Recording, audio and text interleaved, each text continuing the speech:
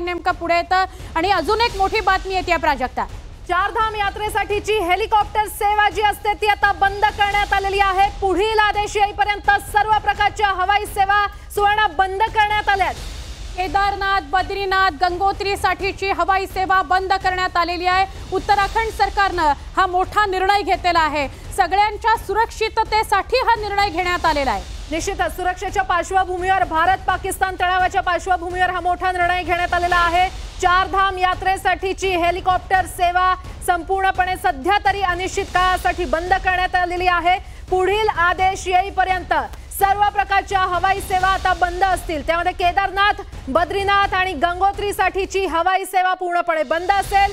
उत्तराखंड सरकारने हा अतिशय मोठा निर्णय घेतलाय, कारण ड्रोन कुठूनही कसेही येतात, पाकिस्तानचा काही भरोसा नाही।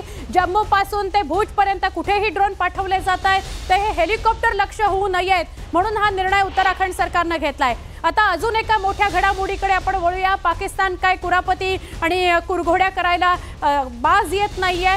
भारतावर हल्ला करण्याचे प्रयत्न सुरूच आहेत। पाकिस्तान थांबताना दिसत नाहीये। जम्मूतील कठुआ इथे जोरदार गोळीबार झालेला आहे। अधूनमधून गोळीबाराचे आवाज येत आहेत, तर लाहोरी परिसरातील टेकड्यांमधून धूर निघतानाही पाहायला मिळतोय। पाकिस्तानच्या कुरघोडी, त्यांच्या कुरापती सुरूच आहेत। भारतावर हल्ला करण्याचे प्रयत्न काही पाकिस्तान थांबवताना दिसत नाहीये। जम्मूतील कठुआ इथे जोरदार पाकिस्तानकडून गोळीबार करण्यात आलाय।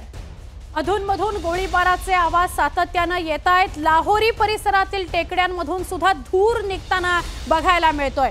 लाहोरी हा भाग, कठुआ हा भाग, नागरी वस्तीचे काही भाग आहेत जिथे सातत्याने पाककडून कुरापती काढल्या जात आहेत, हल्ले केले जात आहेत। एका बाजूला ड्रोन टाकला जातोय, दुसरीकडे सीमा भागात गोळीबार सुरूच आहे।